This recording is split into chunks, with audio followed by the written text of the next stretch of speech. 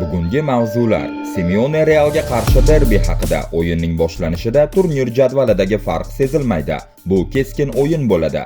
Wirtz Liverpuldagi eng yaxshi futbolchini aytdi. Bu na Saloh va na Van Dijk. Ronaldo yig'lab yuborardi. Rooney Ferguson bilan bo'lgan eng og'ir janjalni esladi.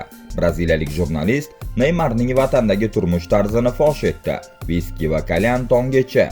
Flick va De La Fuentening Yamal mojarosi. Germaniyalik murabbiy ispaniyalik hamkasbining keskin so'zlariga klass darajasida javob qaytardi. Lamine Yamal jarohatdan keyingi ilk bor Barselona safida o'ynashga tayyor ekanini Instagram orqali e'lon qildi. Yangiliklarni boshlashdan oldin har doim so'raganimizdek bir dona like va kanalga obuna bo'lishni unutmang. Bosdingizmi? Demak boshladik. APLning yangi mavsumidan 5 ta tur o'tdi. Hozircha turnir jadvalining yuqori pog'onasida o'tgan yilgi chempion joylashgan. Ular shu paytgacha barcha o'yinlarda g'alaba qozondi. Arsenal hozirda Liverpooldan 5 ochkoga ortda. Kuchli uchlikni esa Tottenham yakunlab turibdi. Shu munosabat bilan Futbol Tweet portali bu yozgi transfer oynasida jamoasini o'zgartirib, allaqachon yangi klubida o'zini ko'rsatishga ulgurgan futbolchilardan iborat ramziy terma jamoani tuzdi. Har doimgidek tanlov bahsli chiqdi.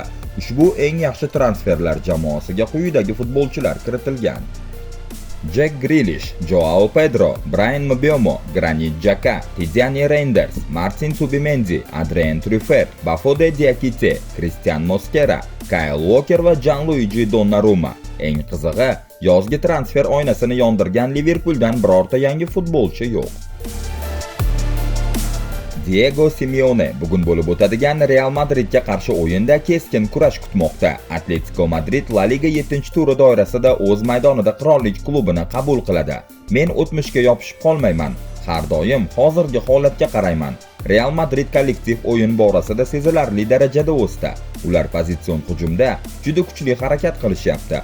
Himoyada esa yuqori pressing ustida ishlayapti. Aynan shu sababli ular mavsum boshidan beri barcha 6 o'yinda g'alaba qozondi. La Liga turnir jadvali haqida. O'yin boshlanganda turnir jadvalidagi farqlar ko'rinmaydi. To'g'ri, hozirda ular ko'proq ochko to'plagan. O'yinning o'rtalariga borib, jiddiy bosim ostida kurash ketadi. O'yin taqdirini esa aynan tranzitsion fazalar, hujumdan himoyaga yoki aksincha o'tishlar hal qiladi deb o'ylayman, dedi Atletico bosh murabbiyi. Eslatib o'tamiz, hozirda Real Madrid Ispaniya chempionatida 18 ochko bilan birinchi o'rinda. Simeone jamoasi esa 9 ochko bilan 9-pog'onada joylashgan. Florian Wirtz hozircha Liverpool safida bor yo'g'i bitta golli uzatma qayd etgan. Arne Slot boshqaruvidagi jamoada esa asosiy tarkib uchun raqobat juda kuchli. Jurnalistlar bilan suhbat chog'ida Florian nafaqat o'zining klubga o'tishi, balki jamoadagi muhit haqida ham batafsil gapirdi. Savollardan biri shunday bo'ldi: yangi jamoadoshlaring orasida senga eng katta taassurot qoldirgan futbolchi kim? U hozir Saloh, Virgil van Dijk kabi super yulduzlar bilan bitta kiyinish xonasida bo'lishiga qaramay, kutilmagan javob berdi. Hozir ayniqsa zo'r o'yin ko'rsatayotgan futbolchi bu Ryan Gravenberch. U haqiqatan ham ajralib turibdi, dedi Wirtz. Manchester United afsonasi Wayne Rooney Rio Ferdinandning Rio Meets podkastida mehmon bo'lib, o'z faoliyati davomida kiyinish xonasida qatnashgan eng jiddiy janjal haqida so'zlab berdi. Hozirda 39 yoshni qarshilagan sobiq futbolchi bu holat Portsmouthga qarshi safardagi o'yinda yuz berganini esladi. Portsmouthga qarshi safarda o'ynayapmiz. 1-0 hisobida oldinda edik. Golni men urgandim. Eslaganim, Ronaldo chap tarafimda, Nani o'ng tarafimda edi. Keyin Ferguson kiyinish xonasiga kirdi va darrov menga yopishib ketdi. Juda qattiq tanbeh berdi. Ko'p dribling qilyapsan, to'pni o'z vaqtida uzatmaysan deb. Men esa o'tirib, bir Ronaldoga qarayman, bir Naniga. Ichimda esa bu gaplar menga emas, ularga tegishli-ku. Nega men aybdorman deb o'ylayapman. U yana boshladi. Men esa chidab tura olmadim, asabim buzilib, unga biroz hurmatsizlik bo'ladigan gaplar aytdim. O'yinga qaytdik. Men yana 2 marta gol urdim, hat-trick bo'ldi. Lekin avtobusda uyga qaytayotib ham o'sha voqeani o'ylab ketardim. Nega u menga shuncha baqirdi? Nima uchun aynan men deb? Ammo keyinchalik men Fergusonning chinakam murabbiylik mahoratini tushundim. Fergusonning ustunligi shunda ediki, u bilardi. Aslida u tanqidni menga emas, Ronaldo bilan Naniga qaratgan, lekin bu ikki futbolchiga to'g'ridan to'g'ri gapirsangiz, ayniqsa Ronaldoga u yig'lab yuborardi. Aytishlaricha, Neymar bu mavsumda Santos safida endi maydonga tushmaydi. Rodolfo Gomes ismli braziliyalik jurnalist yulduz futbolchining jarohatdan tiklanishga vaqti yetmasligini tasdiqladi. Gomes Neymar haqida nafaqat sportiy holat, balki uning hayot tarzi borasida ham qiziqarli va bahsli tafsilotlarni oshkor qildi. Jurnalistning so'zlariga ko'ra, Neymar professional sportchiga xos bo'lmagan odatlarga ega. U tez-tez viskini energetik ichimliklar bilan aralashtirib ichadi. Kalyan chekadigan bo'lib qolgan va ko'pincha tongi soat 4-5 gacha uxlamaydi. Avvalroq Neymar son mushaklaridan olgan jarohati sababli kamida bir oy safdan chiqishi haqida xabarlar chiqqandi. Braziliya chempionati esa dekabr oyida yakunlanadi. Yangi mavsum esa yanvar oxirida boshlanadi. Klub ham shuni rasman tasdiqlagan. Neymarda o'ng sonidagi to'g'ri mushak shikastlangan. Yaqinda futbol olamida Hansi Flick va Luis de la Fuente o'rtasida masofaviy tortishuv yuzaga keldi. Sabab Lamine Yamalning qovurg'a sohasi jarohati bilan o'ynagani. Hammasi Flickning quyidagi tanqidiy fikridan boshlandi. Lamine og'riq qoldiruvchi dorilar bilan o'ynadi. U og'riq bilan maydonda harakat qilgan, lekin Ispaniya terma jamoasi uchun 79 va 73 daqiqa maydonda harakat qildi. Ispaniya terma jamoasida eng yaxshi futbolchilar jamlangan, lekin futbolchilar salomatligiga ko'proq e'tibor qaratish kerak. Bunga Luis de la Fuente keskin javob qaytardi. Flick nima deganini hozir eslay olmayapman. To'g'risini aytsam, bu menga umuman ahamiyatsiz.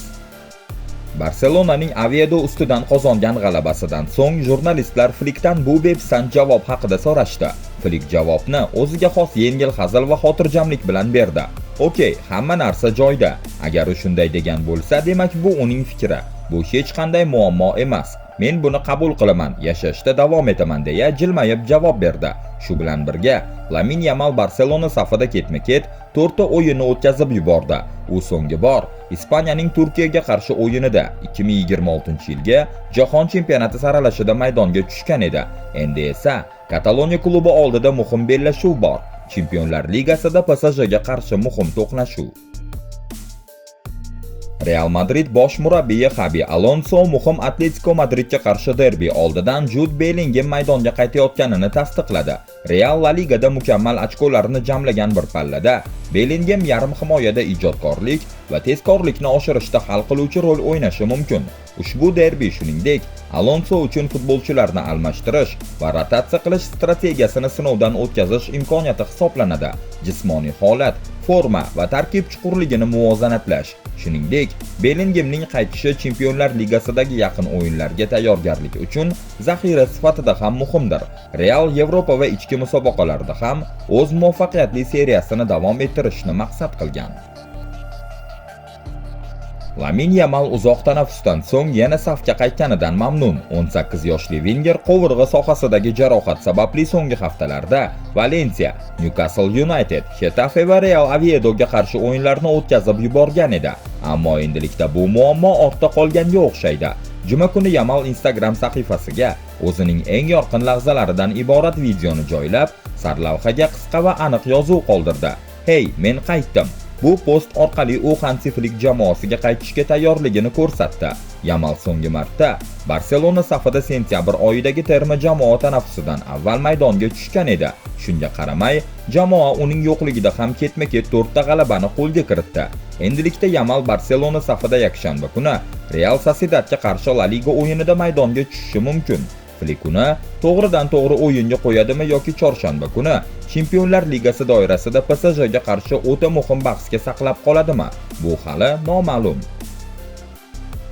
Toni Kroos va Arturo Vidal nafaqat raqib bo'lishgan, balki bir vaqtlar Leverkusenning Bayer jamoasida birga o'ynashgan.